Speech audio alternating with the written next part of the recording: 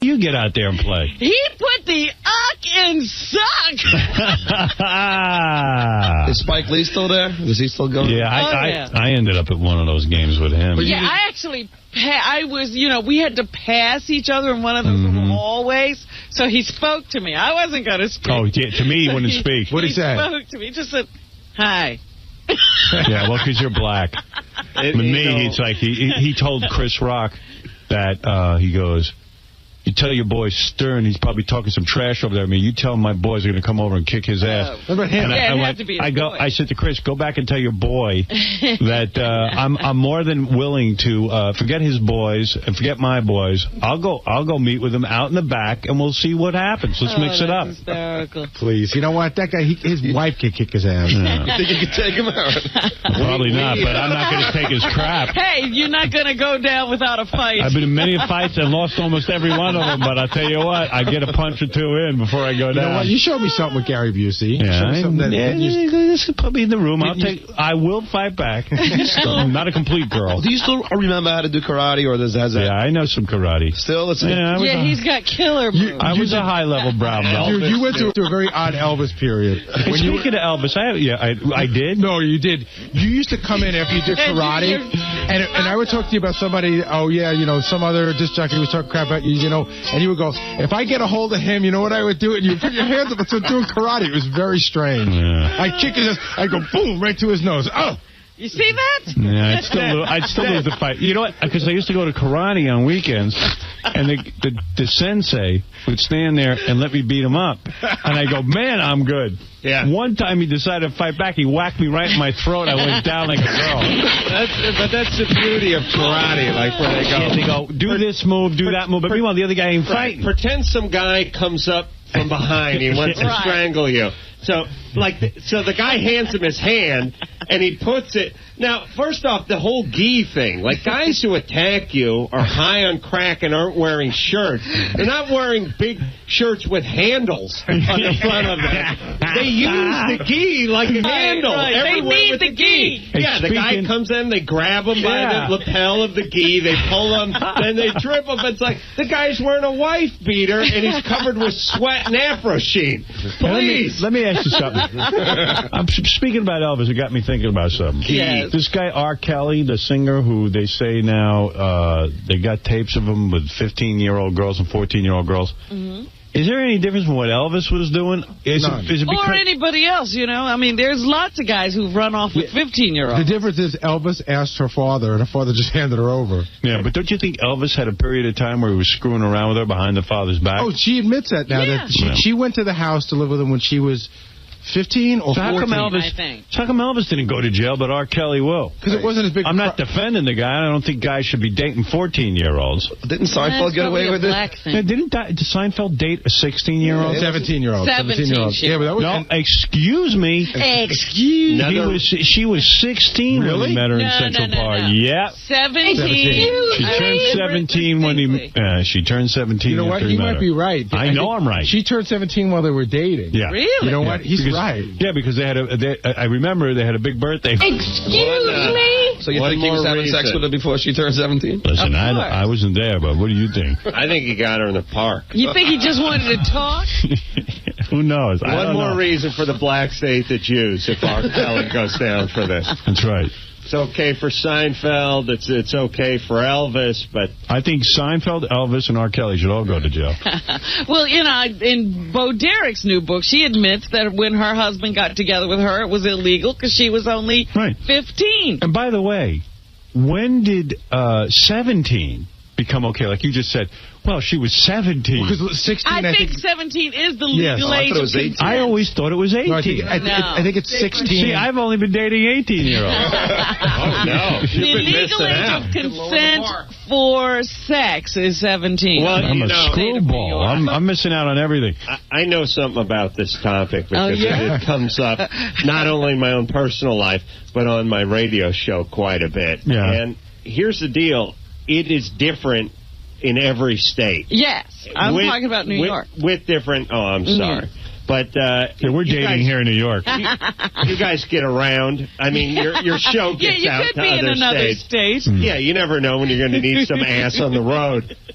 And, you know, some states like Hawaii is completely different, and there's other states where, you know, she can be 15 as long as you're 14 and have some retardation and stuff. There's all these crazy rules. I know. Here's the thing. We can't just pick a number and all vote on it. All agree. Like, we got it with booze. We got it with going into the Army. And we have voting. it for voting. Yeah, I like that the states want the right to determine what age you should date. Like they don't want to give that up to the federal government. Yeah, but there are some states where it's 12. But that's what I mean. But if you lived in one of those states, then you come out to New York for vacation, you see a hot 13-year-old, you nail her, next thing you know, you're in with Jason Williams. Well, you know what? That was Luis Bologna. Let me ask you, everybody has their own... Hey, how old are you now? I'm 37. All right. What's the youngest you would date? Sir, be serious. Well, I don't like talking a whole lot, so I'd say 20. 20. Yeah, I get. See, that's too young for me. Because I'm 48 now. I can't be dating. You wouldn't go 20. No, I'll tell you what. When I first got single, you know, I did a little bit of dating. Right. And I was with some chick. We made love. And she says to me... You call that making love? Well, I was making love. She wasn't. So, I'm talking to her and everything, and we're talking, and she mentioned something about high school. And I said, wait, she bet something about high school. So I go, well, how old are you exactly? And she goes, oh, I'm 22. You know, because she was talking about high school. Like, it was fairly recent. It was not that long ago. She wasn't that dumb that she was still in high school. So I was just like... Man, I thought she was like, because I looked at her, I thought she was about 28, 29. I said, you're 22? 22 felt a little too young? Yeah. I said, you're too young for me. She goes, well, what do you want to do now? I said, I don't know. Can I take it back? I tell you feel like a woman, The whole relationship becomes... Well, we used to use phones that had these round dials on them. They didn't have they didn't have buttons. Yeah, I go, you ever see the movie Love Story? So what's your age, Howard? I think about, the youngest I would go? Yeah. 22. Like 25, maybe. Now, let me ask you a question. 26. Do you ever have the conversation in your head? He lied. He did go 22. Yeah. I did, but I didn't know. Do you ever have the conversation in your head, like, will it ever matter to you that you'll eventually probably date somebody younger than your daughter? I ain't going to do that. Well, yes, you will. Because in 8 years, your daughter will be 25, and you'll only be 50-something. Yeah, you'll still date a 25-year-old. What, are you moving the date You're not moving up. I'm not going younger. I'll just go the same age as my daughter. All right, so when she's... When your daughter's 40, what are you going to do? Yeah. Oh, then I'm dating younger. That's what I'll be 90. I'm not going to date no... You know what? I ain't going to date no 90-year-old. When you're 90, you still want to date a 25-year-old. Of course. You're not going to say, oh, a 40-year-old's young. You want a 25-year-old. You do the best. You try to go as young as you can. Yeah. Well, usually, though, those 70, 80-year-old guys, they're in the 35 and up. Yeah, they are. Yeah. Because you can't get 25-year-olds. They won't go for you. Like, when you're 70... I see, like, some of the older movie stars and stuff. They get chicks, like, 40, but still look okay. Right. They're and some of them at 40. Yeah, like Papa John Phillips, when, you know, he was a Mamas and the Papas guy and everything. Like, I saw when he got older, he was like with 40. No Michelle Phillips. Yeah, he wasn't with Michelle Phillips anymore, but he had chicks younger than him. Yeah, but that's Papa John. I mean, if you're a big celebrity, like, you've seen, like, Rodney Dangerfield's wife. Yeah, she's hot. Yeah, look at Larry King. Yeah, that's true. You could do it. I had that old guy get Anna Nicole Smith. She was like 24 when he got her. He just paid her. Give me a break. I mean, you know, what do you think those guys are doing? What do you pay him to? When you're like that guy was smart. He was like, you know what? I got a nice hot piece of ass. Like Anna Nicole. I got to take a break. By the way. He said, "I'll give you half my fortune." Well, that's what Larry King says too. It's just he doesn't say it outright. Yeah, I mean, with Anna Nicole Smith, she knew the deal. She was marrying the guy, and she was like, "Hey, at least he's going to take care of me after he drops, which is going to be any day." Right. So I'll deal with the. All right, listen, I got to take a break. Because it's been an hour. We're going to take a break. We'll come back. We'll get to your phone calls right after these words. Here's Gary Garver with Jesse Ventura. Would you ever legalize marijuana? Would I? I can't legalize it. You got to have a legislature legalize it. You have to remember something. A governor doesn't make any laws. The legislature makes laws. I simply can veto or sign them into law. Is Vince McMahon really a dick? These are the kind of questions I'm not answering questions like that. You can ask me questions that are relevant, but nothing like that. Let's go. Let's go. What do you think of Howard Stern? Let's go. I don't think of him. Okay, thanks a lot. You're listening to The Howard Stern Show. Yeah, that's her. Yeah. Hey, let's go to Lynn. Lynn, you're on the air. Hi, I wanted to talk to you about 𝗦𝗵cie 𝗄𝗿𝗍 today. I'm really, really loving Adam being on there, and I'm hoping that you get rid of Artie. Oh. Artie's out, Adam's in. Yes! No, thank you, Howard. Nobody could fill Artie's small shoes. I think Adam can. Thank you. Adam's great. That, but Artie's great. He'll be back. No, Adam's rope is tied to Jimmy Kimmel. he can't possibly come work here and leave Jimmy's side. So when do you call penis a rope? Because those two things are Adam's hitched himself to Jimmy in a big way. Yeah. Well, yeah. Let me say this, and I hope Jimmy's listening. Jimmy is a star maker. Yeah. Yes. And you know. No, I met Jimmy. I was teaching boxing. Really? Yes. He got me on the radio, and he launched my career. So now you feel indebted to him. He launched Carson Daly's career. Did he? Absolutely. Carson Daly was like a kid. He met him in Palm Springs. So we can beat up Jimmy for bringing us Carson Daly? Yes, you have him to blame. The world has I read a review of him to blame. Of Carson Daly's new talk show. And basically said it was the biggest kiss-ass session on the planet. Well, what else is he going to do? I know. I like Carson. Let me ask you something. When is Jimmy going to launch Jimmy's career? He's so busy launching everyone else. Thank you. What's on TV? Hey, speaking of Carson Daly, did you know E picked up Carson Daly's show? Yes, we talked about that, as a matter of fact. So what else are you going to tell us that we already know? Tell us something we don't know. Did you know the president is George W. Bush? I wanted to tell you what was on TV tonight. Did you know that Jack Parr used to host the Tonight Show? Come on. Julia Louis-Dreyfus. Oh, speaking of that, new show tonight. It looks like her show is every bit as bad as all the other Seinfeld guys. Uh-oh. Her show is on tonight. It airs what time? I got to watch it. It airs at 8:30. 8:30 on NBC.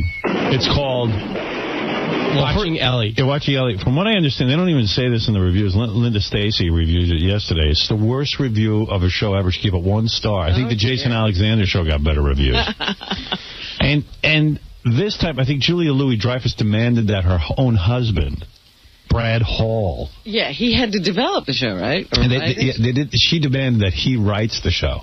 Well, with credentials like son of Sniglets. Yeah. How could you be turned away? Like, is love blind or what? Like, you're about to get your own network show. Do you get Brad... whatever his name is. Hall. Brad Hall. Wasn't he the worst Weekend Update guy Saturday Night Live ever had? But I'd like to see his resume. Like Saturday Night Live, November 85 to January 86. And Sniglets, son of Sniglets. Stepson of Sniglets, cousin of Sniglets. See, I don't think I'm talking about the Sniglet guy. Isn't that guy in that Brad Hall? I wouldn't know. I don't know the Sniglets. Brad, the blonde guy on Saturday Night Live. That's him. He didn't do Sniglets. Who did the Sniglets? His name is Brad. I don't know her husband's name. Anyway, find out who did the son of Sniglets. Her husband's name is Brad Hall. All right, listen to this.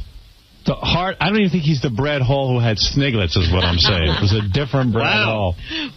So he only has Saturday Night Live as a on his resume. Yeah. The hardest part about Watching Ellie, which is the name of the show, Julia Louis-Dreyfus's new show is, well, watching it.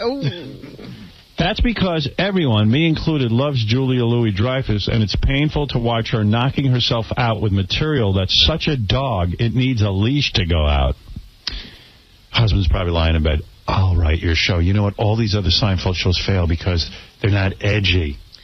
Now, what happens when he puts her in a show that fails miserably? What happens to the marriage? Oh, immediate marriage counseling.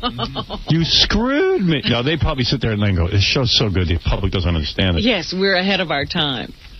By the way, Rich Hall did Sniglets. Oh, Rich Hall. Thank you. Rich Hall for Sniglets. She goes, Yeah, wasn't he on Saturday Night Live, too? Or am I making too much of this? So the review starts out that you're not. The show's a dog and needs Elise to go out. If that's not terrible enough, the clever producers, 𝗦𝗫𝗄𝗿𝗱, or somebody, came up with the idea of putting a freaking digital stopwatch in the corner of the screen, which is constantly running to show you how much longer the show has to go. Oh, what a bad idea. Presumably, they put it in the show to inform us, the idiot viewers, that, yes, Ellie's frenzy is happening in real time. Instead, the stopwatch is like a radio communique to a sinking ship. It's true. Imagine a bad show telling you how much time is left in the show. Yeah, it's miserable. I kept watching it to see how much longer I'd have to go before I was rescued. Man, this is a bad review. Listen, though, you got 1 star. I got -4 stars on one show. The Man Show got -3.5, and another show I did got -4 stars. So, so you're saying this is really a good show? 1 star would sound pretty good to me. Right off, and I can't be too clear about this, it's not Louis Dreyfus's fault. She's doing the best anybody could under the circumstances and the setup. Boy, this is the worst review. Ellie is supposed to... Aren't you glad, though, it's a bad show? Oh, yeah. I am, too. I'm glad that... I love Jason Alexander, but I'm glad they're all failing. I am, too. I like that they're all failing. But why do I like that? Explain that to me psychologically. But that's how you are. I mean, I'm like so bad, I hope our show sucks. Yeah. You want to be such an idiot. I'm so jealous, I even hope our show doesn't work. You know what? I was somewhere the other day, and they had a poster of Kramer, and I laughed because I said, yes, that's all he's ever going to be. He's Kramer. He's the... Stop trying to be something else. Yeah, and, Seinfeld must love all of this. I wish Seinfeld would do another show and fail. Oh, yeah. That would be the ultimate. That's what would happen. He would fail again. But he should never, because now everyone looks at him as the genius. It's like the coach who leaves after the Super Bowl. Yeah, he can't do another show. The team goes 5-11 the next year, and you're the genius, whether your star players got hurt or whatever. But I'm fascinated that I am happy when other people fail. I've talked to my psychiatrist about it. It's basically that I feel that I should be the only person in the world entitled to a show business career. I don't think that's true. Yeah, well, that's what I say. That's what you say, but I don't think that's true. You think you should be the only person alive. Right. Forget about showbiz. Then there's no reason to be a showbiz. I should be the only person getting laid. Omega Chew. You know what my fantasy was as a little child? What? That a nuclear bomb would go off. Yeah. And everyone would lose their vocal cords except for me. And I would be the only guy who could be an actor and could be used in voiceover commercials. Voiceover commercials? Yeah, and I would be rich. Because I knew I couldn't get the work otherwise. Everyone else would have to lose their voice. So you're the only guy left. I did the same thing if you replace vocal cord with male genitalia. Exact same fantasy. Exactly. No, I once got offered a movie about that. I once got offered a movie about that. I was the last guy on Earth with male genitalia. Really? And I had to bang everyone, including the president's wife. But I never did the movie. It seemed a little slim. After they got past the premise, there wasn't much left. Yeah. You know, what's weird, though? What's weird is when you hate every other show, especially comedy show, other than your show, right. And you're asked to do a show. Like, I did Son of the Beach, I sabotaged the whole show. I lit the set on fire. No, you did a good job. I watched him on the dailies. Yeah? He's funny in it. He's good. Adam did a good job on Son of the Beach. But it is weird that when you're doing someone else's show and you're thinking, I hope this show isn't better than my show. Yeah, right. And you're like reading the script and you go, I'm in this show, but I kind of hope I don't want it to suck. Do well. But let's not have it do too good. Yeah. They don't want this thing to do well. Oh, goodness. I sat at home yesterday watching Son of the Beach dailies. That's where, we're shooting. And I'm watching the one with Gilbert Gottfried where he turns into Dracula. Yes. Gilbert's coming back. He plays Nakas Johnstein, an Israeli lifeguard. Yes. And Gilbert looks as funny as the lifeguard with a big beard. Because doesn't he have, Pace. He has a beard. And a big hat. He gets bitten by a vampire, and he comes back as 𝗦𝗵cie𝘄𝗿𝗍. Oh, my goodness. Can't even say his name. It's so funny because you know how good he is? And he's dressed up, and they shoot him with, like, just, you can see his eyes, and everything else is in shadows. And he's Dracula, and he's so good at it. I got to bring in the dailies and just play a little bit of the tape. Really? That's how good it is. Oh, my goodness. It's the funniest friggin' thing you ever saw. And he's Dracula, and then he tries to hypnotize Kim Oya, who plays Kimberly. Right. So that she'll come with him and be one of the children of the day. Oh, the children of the night. Children of the night. Kimberly, you want adventure. He should see him. And he's into it. Of course he is. He loves that character. Is Kimberly the pregnant one, or am I allowed to say that? Sure, you can say that. Oh, okay. Yeah, that's known. Yeah, wait a minute. How are they working around her pregnancy? They figured out how to shoot her. They got a body double. Yeah. Like ferns in front of her belly. Oh, but that's she funny. is hot. She's hot, even pregnant. Yeah. Even better. Even better. Her breasts are all swollen. What's see the body on that new chick we got, Porcelain Bidet? Did you see her? Oh, yeah. That's some little body on her. Yeah.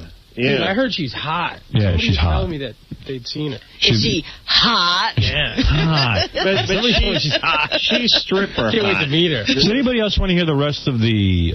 she's stripper Can't wait to meet her. Does anybody else want to hear the rest of the Julia Louis-Dreyfus negative review and really have a good day? Or do you want me to stop? Well, you know what's going to happen to Seinfeld is, after a while, all of the accolades for this current series will go away, and then he'll come back to save television again and fail miserably. Ellie is supposed to be a Los Angeles lounge singer whose life is always in a frenzy. I mean, it's not like she works days. What's the problem here? Clearly, they're trying the Seinfeld format where nothing happens, but they've added constant chaos because clearly the writing isn't funny enough to withstand nothing happening. The best part of the show is Louis Dreyfus's gorgeous singing voice, which she employs in her nightclub gig at the end of each show. So she actually sings. So this is so she gets to sing. Gee, didn't we see this formula before? Oh, yes, on Seinfeld. Remember at the end he used to do stand-up? Right. Yeah. Then they go into the plot. There's a horrible guy who plays the husband, and there's a horrible actress who plays the sister, the incredibly annoying sister. So she's going to ruin the lives of other actors and actresses. And the first one is one where she, with its sister, is on the toilet. Like, that's the joke, because she's sitting on a toilet. So it's like, that's how bad it is. The whole thing's about, who cares if your sister's sitting on a toilet? Seen that a million times, all of a sudden it's a big deal. Then she's got a handyman and a Swedish building superintendent. Where does it take place? Is it L.A. or New York? I don't know. I don't think anybody stayed around long enough to figure that out. Oh, L.A. L.A. Is it L.A.? Yeah, on tonight's premiere, the toilet overflows while Ellie is trying to get to her gig. Everyone wants to talk to her, and she's in a flowing frenzy. For some reason, the water is 3 inches high in the bathroom, but never flows into the rest of her large apartment. We have doors like sub-doors, sub-hatches in L.A. They seal. You twist the lock. Like on the Poseidon Adventure. It's a submarine, this apartment. Yeah, we have bulkheads. We don't have hallways. L.A.'s great that way. It's unsinkable. So we'll see what happens. Hey, Howard, there's a couple other things I just wanted to tell you that was on. Go ahead, Ganji. There's a couple celebrities being saluted tonight. Really? Oh, good. TNT, Nicolas Cage is being saluted. For what? For his great acting career. Samuel Jackson is hosting it, and next week, they salute Samuel Jackson and Nicolas Cage hosting. Right. But what organization is doing this? The Mentally Retarded Association. American Cinematheque. Oh, whatever that is. And, Jim Carrey's going to be there, Dennis Franz, Dennis Hopper, Jay Leno, Elizabeth Shue. Jay Leno showing up? Yeah. Wow. Hey. To honor Nicolas Cage. I drove my motorcycle here. And then on public television, you know that the Kennedy Center honors? Right. They're doing Whoopi Goldberg. Oh. We don't see enough of her. Promos for the Oscars? Because she's hosting this year. No. What do they look like? I don't know. They're just showing people being frantic and doing things, and they say, yes. And then Whoopi comes on with a weird hairdo, and she goes, yes, you must get ready for the Oscars. So, everybody's supposed to get ready, because Whoopi's coming with her Oscars. All right, we got to get rid of this affirmative action. It's going way too far with the hosting of the Oscars. Just Buffy in Smallville. All right, you know what a Superman freak I am, and the Superman that I really like is the original Superman with George Reeves. Sure. Oh, of course, that was the best. So I'm reading this book called Hollywood Book of Death. Uh-huh. I got some See, I thought I knew everything about George Reeves, but evidently there's more stuff for us to know. Like, you know that he died in his house. There were 2 bullet holes in the wall. Right. And they're not. Some people think it was a suicide. The coroner called it a suicide, but friends of his. How'd the bullet holes get in the wall? I don't know. Like the bullets passed through him, but there were 2 of them. So if you're going to kill yourself, how do you shoot yourself twice? And miss. Well, he was faster than a speeding bullet, so he was able to fire the first one. Just like when Jason Williams' butler killed himself, or chauffeur. Yeah. He killed himself. He fired it from a distance, and he ran in front of the buckshot. Yeah. He drove in front of it. So anyway, Superman. This guy, George Reeves, they're never quite clear whether he killed himself. In fact, all of his close friends say if you knew George Reeves, you know he didn't kill himself. But then they says his close friends were Gig Young, who later would murder his wife and commit suicide. Right. And Alan Ladd, who committed suicide from a combination of pills and alcohol. So all of them were into suicide. And by the way, how good a friend are you when you go, oh, yeah, I knew he was going to kill himself. I just didn't do anything. It was only a matter of days. This I like, too. So he was a real depressed guy because he considered himself a real actor, and he took the Superman role, and he knew it was going to kill off his future acting roles, but he did it anyway. And but it says in the book, it goes, things were really bad. He had to wear that stupid Superman outfit and everything, and he had occasional screen roles, but his TV image did harm his chances on the big screen. What was he doing before Superman? Nobody knows. He did a walk-on on Gone with the Wind. Yeah, he had 10 Oscars. Yeah. And then so then it says, soon, however, things turned around professionally for him. I go, oh, good. Oh, yeah, what happened?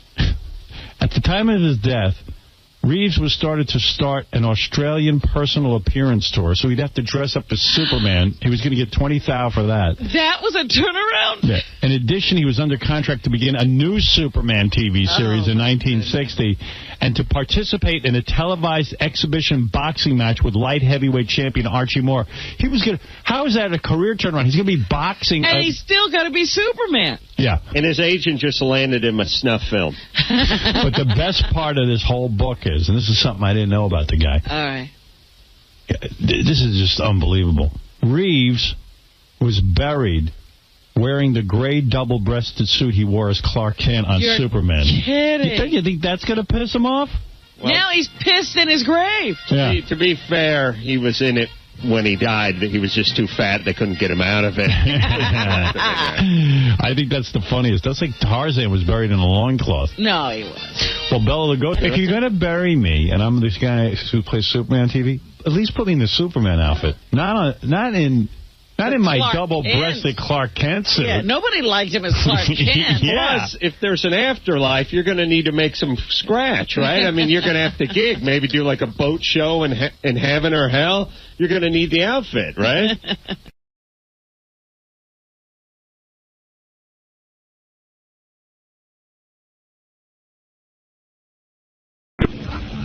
I'm elected, I would change the divorce laws. Good morning, everybody. Yeah, I just got back from Los Angeles. I was in Los Angeles. That's why we weren't here on Friday. I was out there. I was out there miserable. It's nice to be miserable on both coasts. Really? It wasn't good? No, it was. I had to go do some annoying type business. And no break, no fun? No, I had some fun, actually. Well, Friday I did the radio show. Got up at 4 in the morning, did the radio show, hopped on the plane at noon. Thursday, rather. Yeah. You did a show? No. Thursday, I did the show, hopped on the plane. That takes another 6 hours. Got to L.A. around 3 o'clock, 6 o'clock our time. Then I had to go into a meeting that ended around midnight. I realized it was 3 in the morning for me. And then... almost 24 hours. Yeah. But then on Friday, I hung out at the pool. Old Casey said, "You don't look tan." And here I was thinking I was kind of tan. I hung out by the pool. Yeah. You know, read a script. Nah. I was over at the Four Seasons. The pool scene there is getting a little old. I mean, I'm not seeing any celebs. Where has the crowd moved now? I don't know. I seem to be the only celeb poolside. And it was crowded, but there was lots of moms and their kids and gay dudes with their lovers. Really? Yeah. Ralph was out there with me and my friend Richie, too. So you fit right in? Yeah, well, listen to this. I decided to go for a swim in the pool, because nobody ever uses the pool. No, you just sit around the pool. Yeah, everyone just sits around the pool. So I go in the pool, I figure I'll dunk in the pool. So Ralph goes in with me. He grabs me and scoops me up in his arms and starts carrying me around in his arms in the pool. And I start, and I'm punching him, trying to get away from him. What a scene. What a scene. It was the funniest thing you ever saw. I was laughing my ass off. I got to admit, it was funny. There were these two gay guys looking at him. I knew that Howard Stern was gay. It was funny as hell. You would have laughed your ass off. So, he's such a homo. And then, so Friday night I had some fun. I went out to dinner, went over to this place called Ago. Not Spago, Ago. Ago? Without the SP. Yeah, ran into Daisy Fuentes. Oh, really? At the bar. Yeah. I was going to invite her over. Alone? I was going to invite her over to come over and sit with us and have some dinner, but... Because I was with Rick Rubin and Richie and, Ralph showed up. The usual crowd. And she was just sitting there?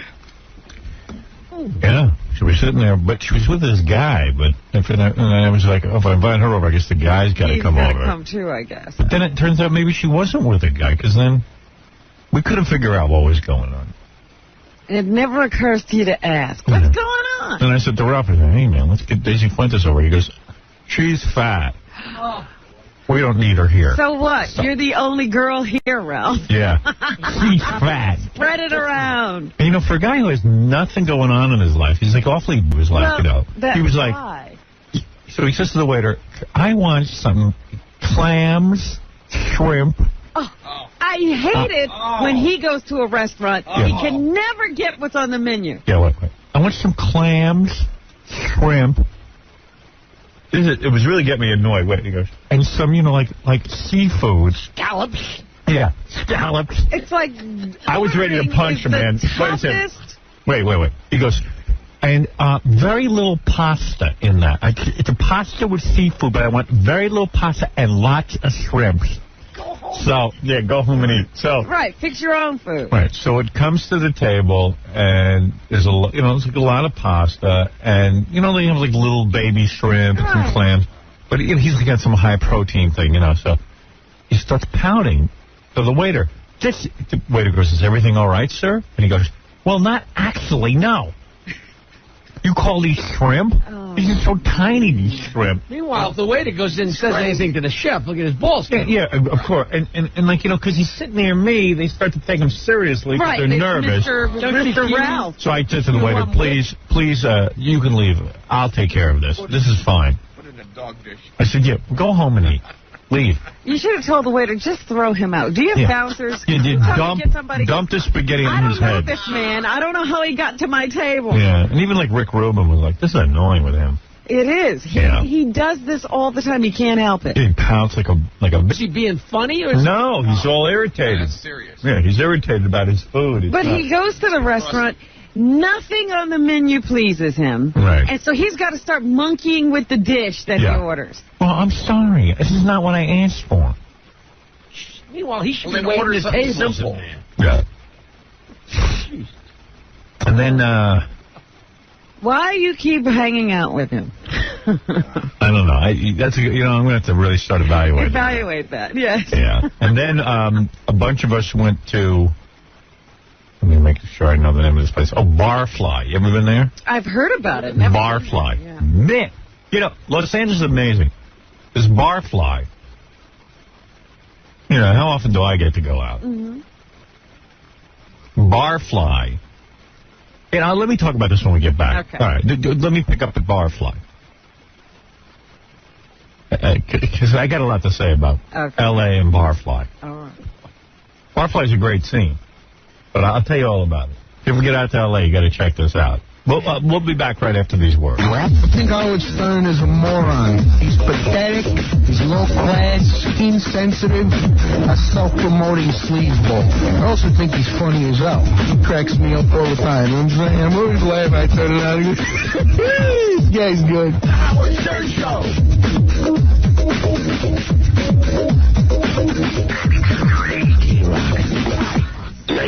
They're the best, really.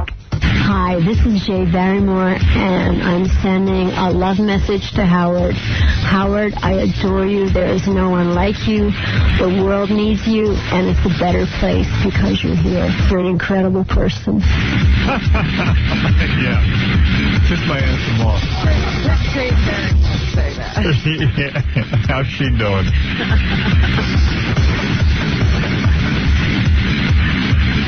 I got up at midnight last night, and I didn't get back to sleep till 4 o'clock.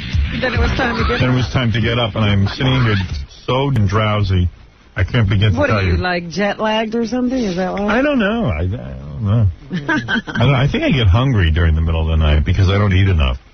Because I'm always trying to stay thin. And I never know exactly how much to eat, Even on this protein thing, you just can't pump a little protein? No. Never. Protein doesn't satisfy me. You know what satisfies me? A big hunk of bread. Oh. Some good old nasty bread and pasta with sauce. I like that. That puts me right to sleep. Especially when you haven't had it. Yeah, that bloats me, and that makes me fat, but it makes me go to sleep, too. Yeah, so I'm like a tiger. I lay in bed waiting for my next meal. I watch TV.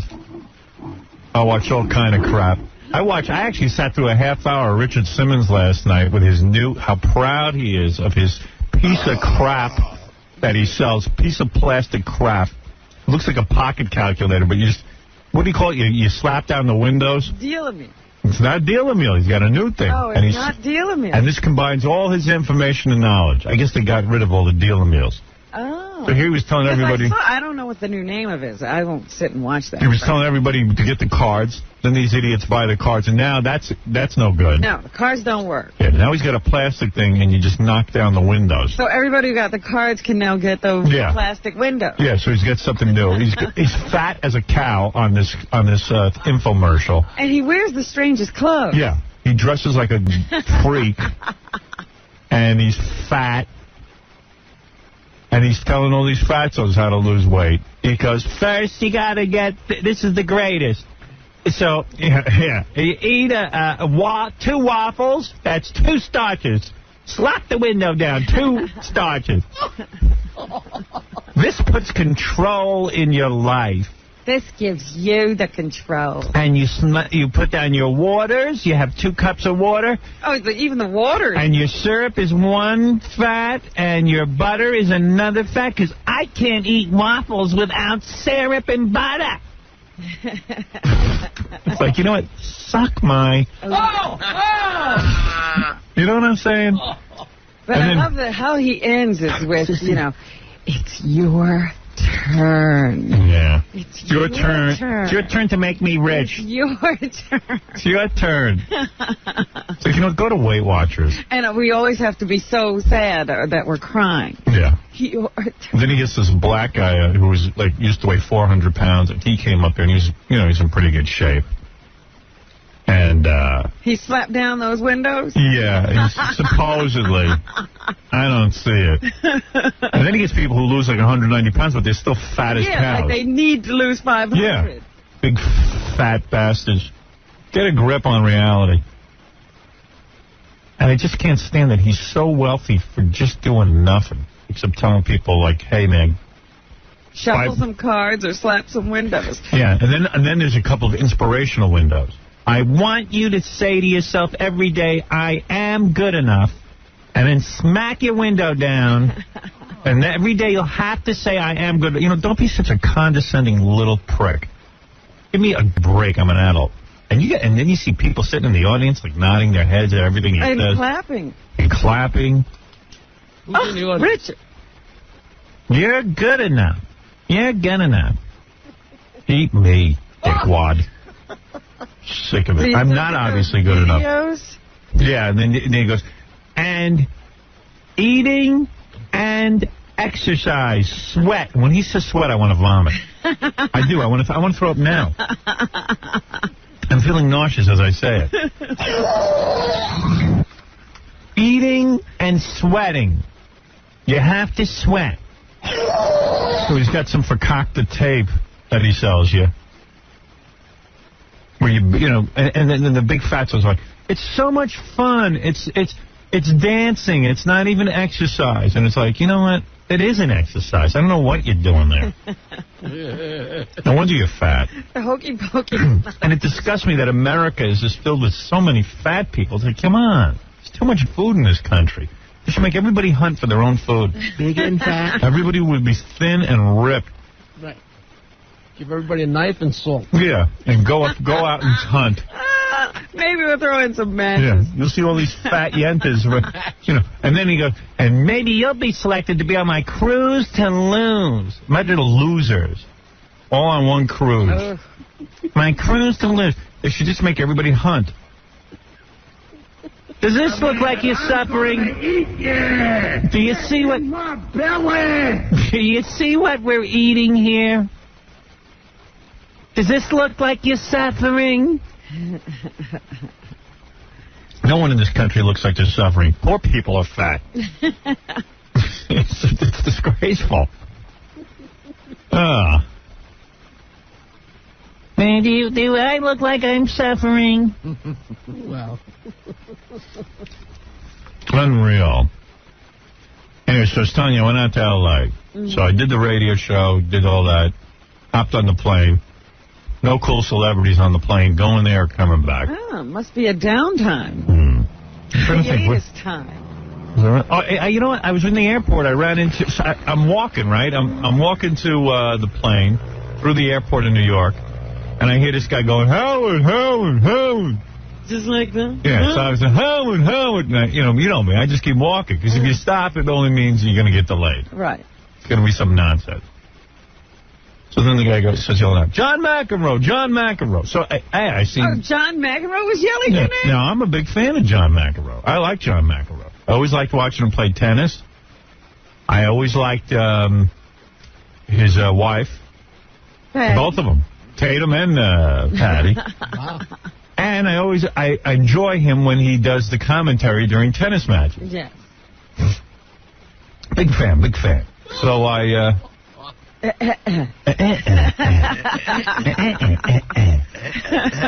So, I go, how you doing, man? He goes, good. He goes, how you doing? I go, okay. He says, you going to Los Angeles? I go, yeah. He says, hey, I'll talk to you on the plane. I said, great. We get on the plane. No John McEnroe. I don't see him on there. Must have been on another plane. He was on my plane. I said to the steward, where's John McEnroe? We were going to get together and talk. She goes, oh, he's in the back. I said, oh. I said, he's not in first class? She goes, I go, I don't know if she said he was in coach or in business. Oh. I don't even think there was a business. There was a small flight. And she goes, I guess he's not doing too good. Oh, now, so come on. Get out of here. I go, everybody starts counting a man's money. Yeah, I said, yeah, I know. She goes, I guess he ain't making as much money as he used to. Ooh. I said, wow. Wow. Didn't he make enough? I don't know, but he wasn't in first class. I'd love to ask him what happened there. That's very funny because we had the same thing with Patty Smythe once, remember? Yeah. She was on our plane, but she was sitting back in coach. Yeah. And then we saw her when we were getting off the plane, and she said from then on she flew first class. Yeah, she was embarrassed. She better tell John. Yeah. Should have sent him a note. Well, first of all, his wife has some money, Patty. He's got plenty of money. Right? What's he doing? I was shocked. Saving, scrimping. Mm-hmm.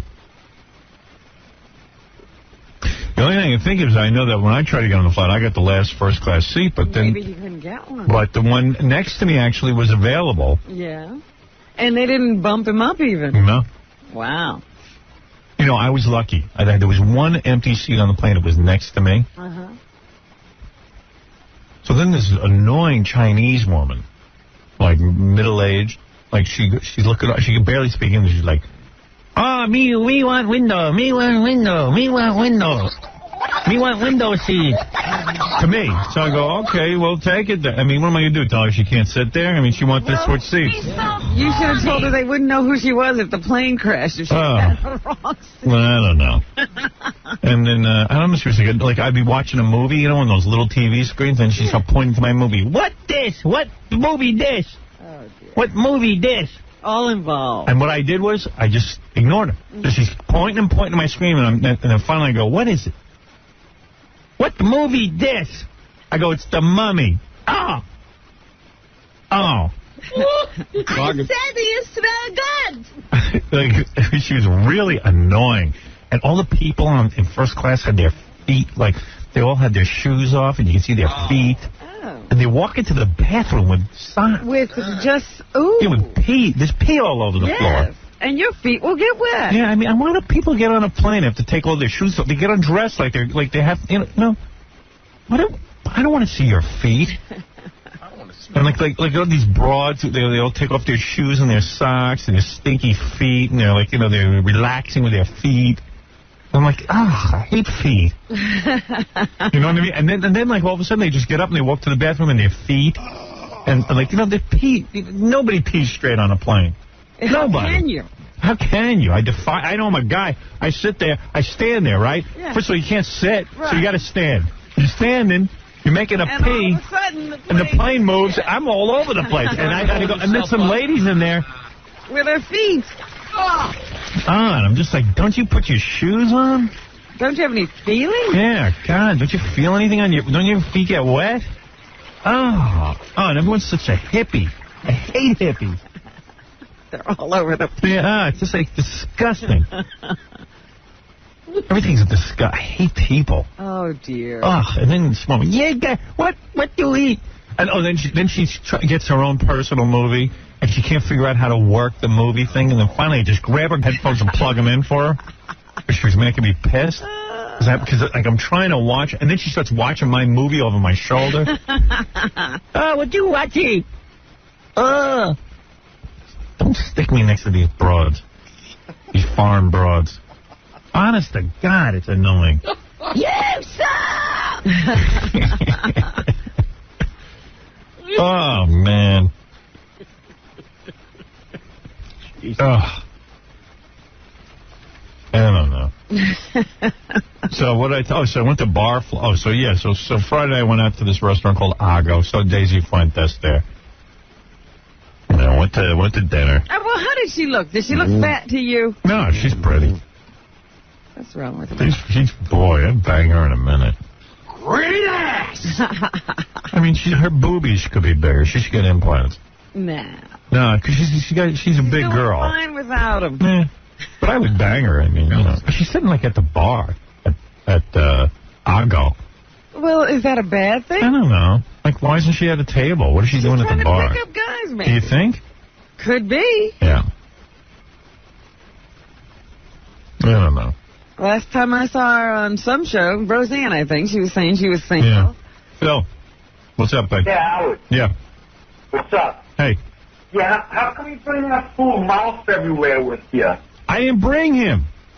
That's the thing. I didn't bring Ralph to L.A. with me. Weren't you just there for meetings? Why did you take Ralph heard that I was going to L.A., and also he heard that there was this big party at the Playboy Mansion Saturday night.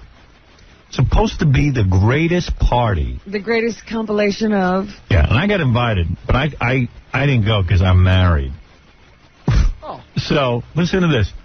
There's a party at the Playboy Mansion. Every girl has to show up in pajamas, which means lingerie, and guys one of those. And guys have to wear pajamas, and it's all hot chicks. Yeah. So Rob you would have been in pajamas? No, I wasn't going. I said that, and also Hefner takes pictures of her. I'm going to go there and have him take pictures of me in pajamas?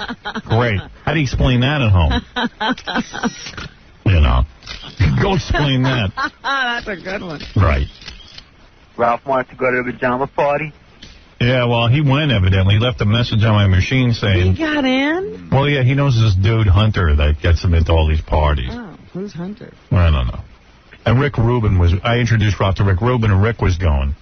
I go, Rick, you're going to go in your pajamas? He goes, it is the greatest party in the world. Yeah. Yeah, I'm going. I go, Rick, what time are you going? 11 o'clock. I think everyone starts getting the blood going. Right, start till. Yeah, I work. I mean, seriously, I'm the only guy in the world miserable. It's unbelievable. I work my ass off. Everybody else seems to be having a great time. At least they get some downtime to go have a good time. Yeah. I was just like, oh, man, I got to go home. Because my wife just got back from Europe. She visited Emily and Alison went for a week to Europe, to England and Paris. They're having fun. You know, it's kind of weird. You know, I just wish once in a while someone would say to me, hey, thank you for paying for this. I don't even get that. Thanks for busting your balls every day so we can go off first class on the Concorde and have fun. I don't know. You know, you don't get appreciated or something. They went on the Concorde? Yeah, they went on. Jeez, Howard. First class accommodations, food, everything. The Concorde. They can't take the long flight. No. Why they got to be so quickly there? Why? Because I make a lot of money. And they got to get there fast. And they got to be fast and spend it. But, I mean, just say, hey, we had a great time thanks to you who busts his balls getting up at 4 o'clock in the morning. And I have to leave. What do they say? I leave L.A. not to go to the Playboy party so that, you know. What do they say? I don't ever say anything. No, what did they say? They come home. They had a great time. They brought me back a souvenir T-shirt. And they walk in the door and they go, wow. Yeah, it was great. We had a great time. Well, that's thanking you. No, it's not. Oh, it's not. That's not a thank you. Okay. That's not like, hey, thank God you make a living that I can pay. You needed the direct link. Once in a while I'd like to hear it. I mean, maybe once every 20 years I'd like to hear a thank you. I don't think I've heard one yet. Well, am I crazy to want that? A big reference. Am I crazy to want that? No, I'm sitting here. I don't know if you're complaining out of turn. I don't know. I mean, they came home and they told you what a great time they had. Yeah. That's telling you they appreciate it. No, it isn't. Yes, it is. Do they say, wow, we sure are lucky? No, never. Never. Never.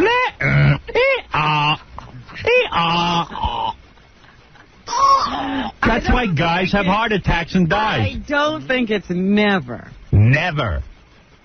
You know, you're not there. How do you know? I know that Allison has said this to me. Mm-hmm. Oh, she said this. Oh, as long as she's thanking you. No, she's not thanking me. She tells me how much she appreciates you. Oh, really? Oh, jeez. I've never heard it. Tape it. Tape it if you hear it, okay? I haven't talked to her in a while. She could have stopped. But right. She used to say it. You know, yeah, so, anyway, so I went to... you didn't go to the Playboy party? No, so I went, but I did get to go to this Barfly, which is unbelievable. You go in this place. It's a bar. They got great music.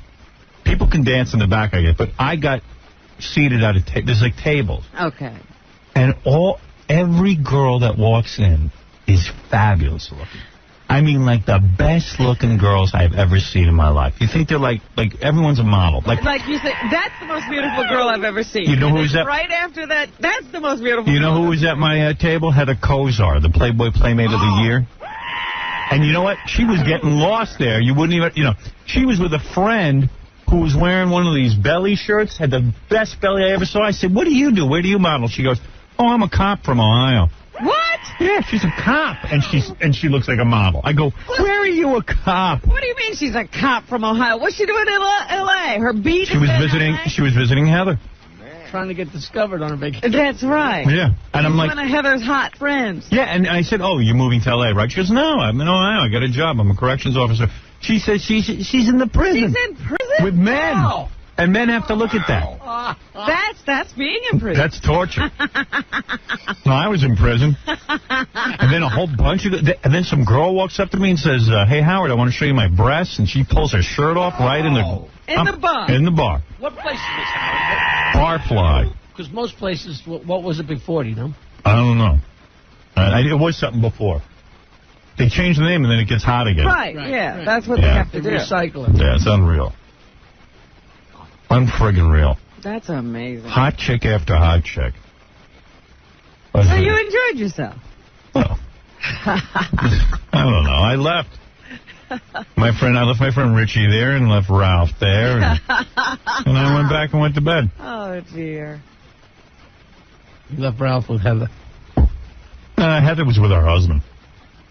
That's a whole weird scene, too, because remember Heather Kozar? Yeah. The husband's like 40-something years old. Right. And she's like 19. Right. Yeah. Right. Well, and he doesn't sit with her. He stands like a bodyguard, like in front of the table. But she's under scrutiny. Right. He doesn't sit with her? No, he's like the bodyguard. It was a whole weird scene. That is I don't know what goes. I can't figure out L.A. and what goes on there. I don't want to. Yeah. I went over to Rick Rubin's house. Man, he's got some house. Rick Rubin is this dude who he produces the Red Hot Chili Peppers and other bands, but he used to own. Didn't he own Interscope Records or one of them? No, he was with Def America. Def Jam. And then it became Def America. Yeah. He's a real success. He produced my record album. He produced a million record albums. Boy, he's got some place. Yeah? Oh, my God. What was going on there? Nothing. I just wanted to see his house. I meant, what's in the house? Well, first of all, Rick's like trying to be eccentric, I think. Yes. A little bit. Well, he's been good at it so far. He's got a huge, long beard, and he doesn't smoke. I've never seen him get high. Never gets high. Never drinks. Nothing. Telling me that he's a vegan. He wouldn't even eat cheese. We had a little cheese pizza. He wouldn't eat cheese. And meanwhile, he's fat. Okay, what does he eat? What is he? And he's telling me he's exercising, he's doing meditating, he's yogaing. What? I go, Rick, you're chubby. What's he doing? I don't know. You're doing all this health stuff, but you're heavy. You can hardly eat anything, and you're still eating the wrong stuff. Yeah, so we went over his house. Yeah. And that's like, how big is the spread? I got to figure his house is at least 10,000 square feet, maybe more. Maybe more. And it's like right in the heart of L.A., but it overlooks like... It's up in the hills? Up in the hills, and then I can't figure out where I was, but just big rooms, and he's got a recording studio in his house. It's beautiful. Wow. It was hot. And then, you can walk out on balconies from each room. I was just like, man, he's living. Everything has a view. Yeah. And he's with hot chicks. Everyone's with the chicks. Everyone's with the chicks. Outside, inside out, living la vida loca. She'll push and pull you down. Living la vida loca. Right. Why? So everyone was going to this. Everyone said, and then I see that guy Ian Ziering from Beverly Hills 90210, and his wife is like a Playboy playmate. Yeah, she is a Playboy playmate. Yeah, now she's one of the Bob Barker girls, Oh, what is that? Price is Right. Price is Right. Yeah. She turns the things. Yeah. Yum, yum. She is beautiful. And he's like, hey, you going to the Playboy party tomorrow night? And I was like, no, I'm married. What's the point? I'm going to go there and meet chicks? F you. He seems like a nice guy, though. Yeah? Yeah, he seemed okay, He's on my favorite show, Beverly Hills 90210. I know. So I told him, you know, big fan. Did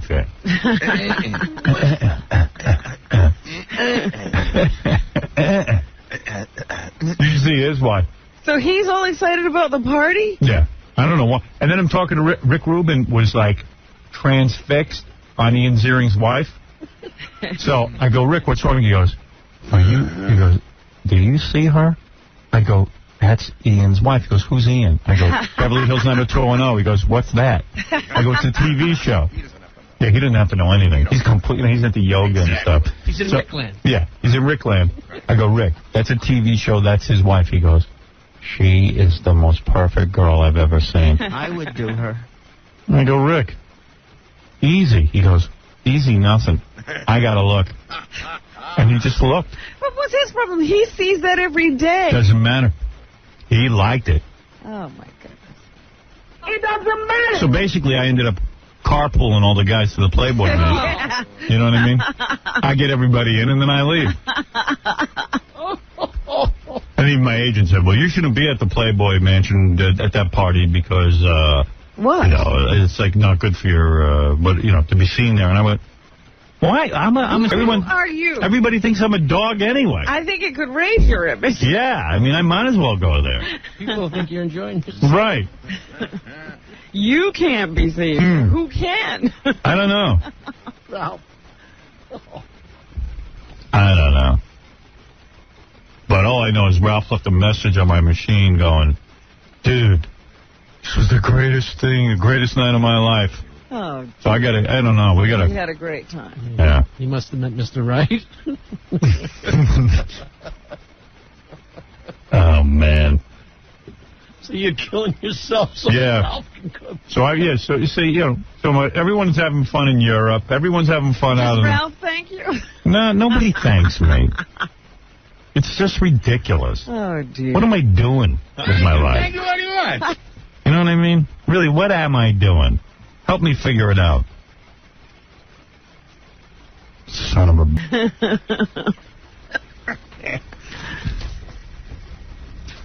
Yeah, Ron, you're on the air. Hey, Howard, good morning. Listen, Not really. Your boy Shannon Briggs was shooting his mouth off Friday. Yeah, what happened with the fight? Where is he today? Did you go to the fight? I went to the fight. Oh, did he dedicate the fight to us? Please, you told him to wait till after the fight? Yeah. And I don't know that I didn't see anybody talking to him. What happened? It was terrible. You know, I got to speak honestly and frankly here. Go ahead. And Shannon really should get out of fighting. Really? Out of boxing. Hey, Rob. He's got wonderful skills and a great body, but he doesn't have that killer instinct. Mm-hmm. And he was a bloody mess. What was the outcome? He lost? Declared a draw. But he lost. But, yeah, I mean, Francois both almost handed him his head at the end of that. So why was it a draw? Do you think it was fake? Because he rocked both in the 8th round. During one round of the fight and knocked him down. So it probably, you know, some judges' scorecard could have probably seen it even. But basically, I mean, Botha is not going to beat anybody who's you know, he's not going to beat Lennox Lewis. He's not going to beat Evander Holyfield. And if he can't beat Botha, he might as well leave. Howard, he got rocked. He was bleeding from everything on his head at the end of the fight. So didn't he say he'd come in here in a dress if he lost? He said he'd naked and wear a dunce cap. He said he'd come in if he didn't win. Not if he lost, if he didn't win. Right, so he has to come in here naked and wear a dunce cap. He looks so bad, Howard. You know how embarrassing it's got to be for that white Pillsbury French Starboy. They kicked his ass, and the only reason it was a draw was because he got one lucky punch off and knocked him down in the 8th round. Robin saw it. You know what's amazing? Right. Thank you for the call. You know what's amazing? Yeah. This guy, Shannon Briggs, first of all, one of the nicest guys I've ever met. And he's too nice for boxing. Yeah, he's a nice guy. He's got everything going on. He's good looking. He could be a model. He's got a great physique. And he's one of the few human beings on the planet who gets on TV and thanks us. But he doesn't win. But he gets in the ring, and he was fighting a white guy. And the white guy had a spare tire. Right, he's fat. Like you wouldn't believe. Francois Botha, who you might have remembered fought Mike Tyson and gave Mike Tyson a little bit of a fight. He's a heavy puncher. Before Tyson knocked his ass on the ground. Right. And the whole thing here, I even said to Shannon Briggs, the whole thing is, if you beat Botha, you get a fight with Mike Tyson, which is true. He does get a fight with Mike Tyson. He says, I'm going to kick his ass. I said, no, you're not. Because he says it nicely, like, I'm going to kick his ass. Oh, yeah, I'm going to win, Howard. He's the nicest guy, this Shannon Briggs. I'll beat him up. Well, Shannon, if you're listening, you got to come in here naked in a dunce cap today. He's supposed to be here naked in a dunce cap. He said his blood was coming out of his ear. Oh. Blood was coming out of his mouth. Probably brain damage. Blood was coming from his eye. Really? I said, why would mess up that beautiful face? Go model. You were sitting in the front? I was sitting, like right there at ringside. I could see everything. Did you say anything to him afterwards, like you bum? I didn't see him afterwards. It was just, I didn't want to see him afterwards. That was not the kind of fight you want to talk to somebody after. I'm telling you, I thought his ear was going to come off. Oh. You sound like you were so close to the ring that your breasts were probably resting on the floor of the ring. Oh. Is that true? Not quite. Right, but pretty close. Oh, that's comfy. And I was sitting right behind Botha's wife, which was also very dramatic, because when he was getting beaten, his wife was crying. You know, she had her head in her hand. Oh, my God. Is she nice looking? I didn't really see her face because she was directly in front of me, but she looked attractive from the side. Right. It was, nice figure and everything. Oh, yeah? But, man. She wearing a bra? I don't know, Howard. See, I should have been there. There's a cup size. I know these things. Cup size. She wearing panties? A nice lady. I would have had my hand on her leg. Hey, let me comfort you, honey. Yeah. Oh, but that was one of the bloodiest fights I have ever seen. He was bleeding. Botha was bleeding. He was bleeding. You couldn't tell whose blood was what. Really? Well, with any luck today, if you stay tuned, Shannon Briggs will be here. He will strip down nude and wear a dunce cap that says loser. But I can't go to any more of these fights because I'm screaming, trying to wake him up. Shannon, he didn't throw a punch in the last round. Really? I got to get a tape of it. Yeah, Rick, you're on the air. Hey, Rick, Howard, I just saw your movie this weekend on USA. Oh, did they run it? No, my girlfriend works for USA Network. Yeah. And I got a production copy already. Oh, yeah? Yeah. And I just want to say that's even funnier than the first one because you keep coming in, and it's so funny. Yeah, by the way, the premiere of Private Parts is on USA Network. And I'm going to give a nice shout-out to this USA Network. They just sent me a couple of promos that they're going to run on USA Network. Like, they make these promo reels announcing the fact that the movie's going to be on. And they did a beautiful job. They really did a beautiful job. I got no complaint. Usually with that, I have some complaints and everything. And also, we went ahead and shot a couple of things where, as this guy says, Rick says, it's a little different, the version for TV. There's nothing cut out. No, nothing's cut out. No, Paramount, I guess, ran you guys couldn't USA couldn't edit it at all. Well, no, what happened was USA was going to edit the movie, would have butchered it. It would have made no sense. And in fact, even Betty Thomas, the director, wanted to take her name off it. They were going to butcher it so bad. Yeah, that's how bad it was going to be. Even that stupid Stuttering John at the end, they didn't even cut it. Yeah, so we came up with a way that they wouldn't have to edit out material, and also I walk on and explain things a few times. It makes it. I think it's a little more fun, right? It's like watching a new movie. Yeah, it's fun. It's so funny. Yeah, good. Okay, well, I want to do something a little extra there, okay? You did it. All right, thanks, bro. Okay. All right, bye-bye. Yeah, so I don't know when that debuts or premieres. I thought it was August 27th. That's why I was shocked that he said he had seen it. Yeah. Well, I'm just happy it's going to be on cable because that just brings a whole new audience to the film. It's a nice thing about making a movie. It's just out there forever, especially if you like it. If you hate it, then that's embarrassing. It's a bad thing because it's out there forever. Yeah, but I'm kind of proud of that movie, so. Also proud of a couple other things I'm working on. I was out on the coast, and we're very, very deep into this show called Son of the Beach, starring Tim Stack. And I should mention the other guys who write it, but I'm just kind of spaced out right now. But it's going to be a great show. I think that's going to probably start airing in December or January. We're going to start shooting in, I don't know, maybe September or October. Oh, God. And FX likes the show so much that they actually want to increase it to 13 episodes. Wow. Right off the bat. So I'm very, very excited about that.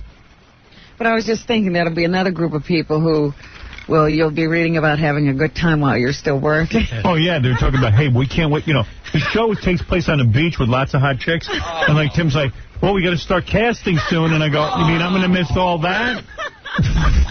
So every project I'm involved in, people have tons of fun. Yes, and you're still here. And I'm still here working. You're in charge of it.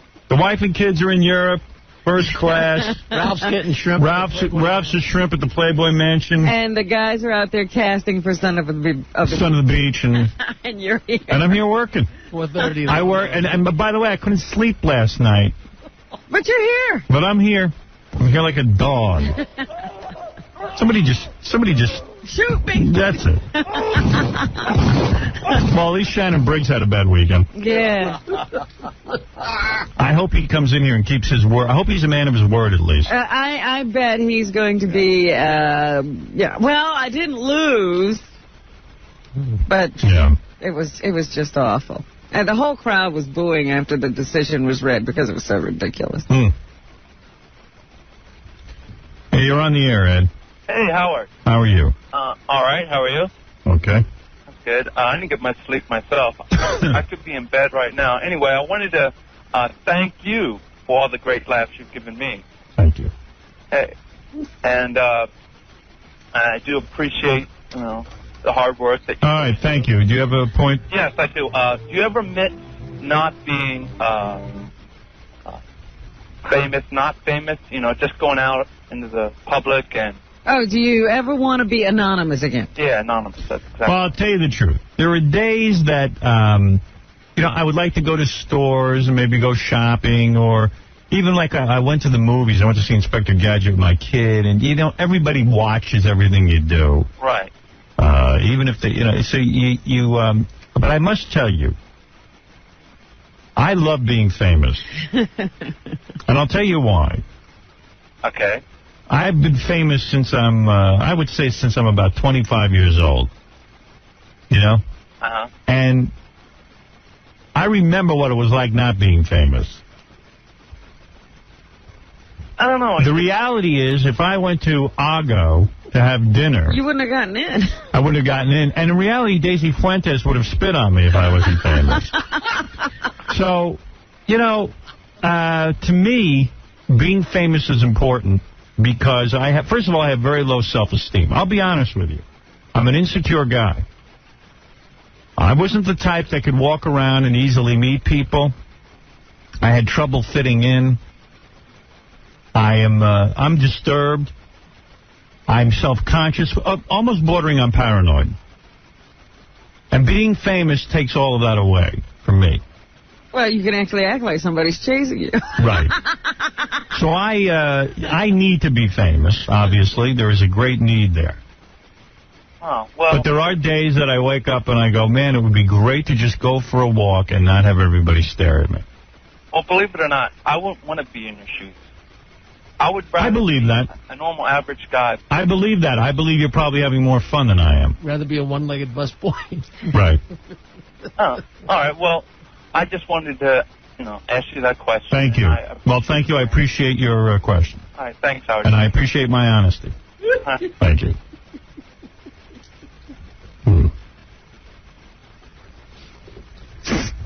Yeah, I have to thank the people at the fight. I got practically the biggest ovation that they gave that night. It's not a me thing. It was for the show. But, a lot of our fans were there, and they really cheered when they called my name. Really? That's nice.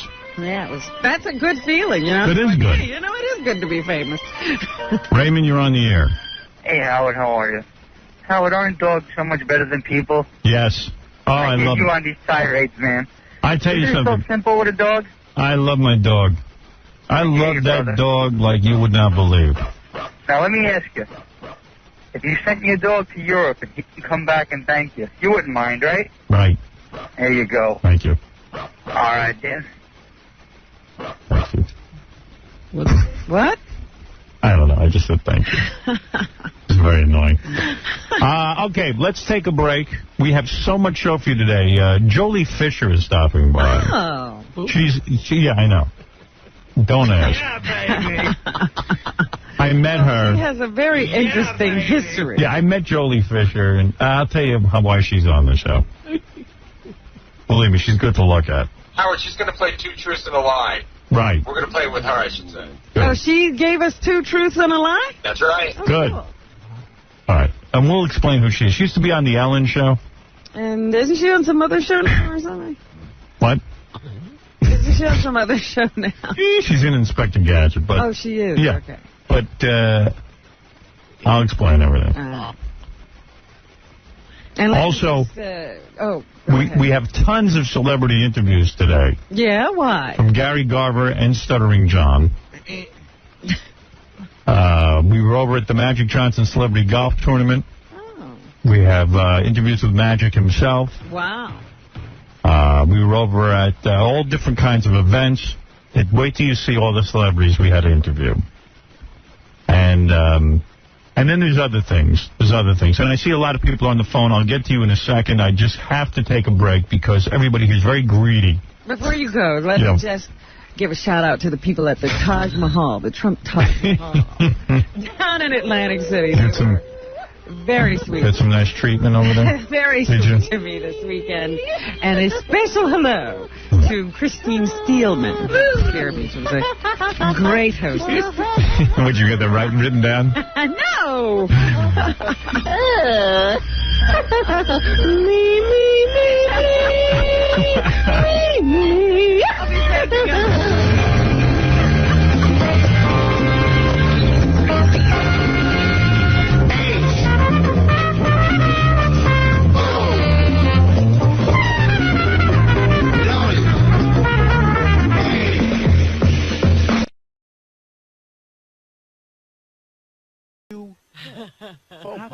How could you control that? There's naked women around. Well, one way is you look at the ugly ones, you know. Yeah. That helps. Or guys, you know, look at guys, and that helps too. There's a lot of ugly, fat nudists, and you're always amazed, right? I mean, like, why would you be nude with that kind of physique? That's why, because they like to expose themselves. Did it turn you on that other men were looking at your beautiful wife? Did that turn you on? I have to ignore that part. You do? I'm more concerned looking at what's out there. But when she gets naked, aren't you a little protective? You're like, hey, I don't want anyone looking at my wife. No. You don't care. I mean, you're cool. You're a hippie. You really are a hippie, aren't you? Yeah. You're like, hey, come on, we'll all be naked. Yeah. And you must have a big schlong if you're willing to get naked in front of people. If you were small, you probably used to have. Not it shrunk? lately. What happened? I've never heard of those. No, you get older. Yeah? You get older. It's lack of use.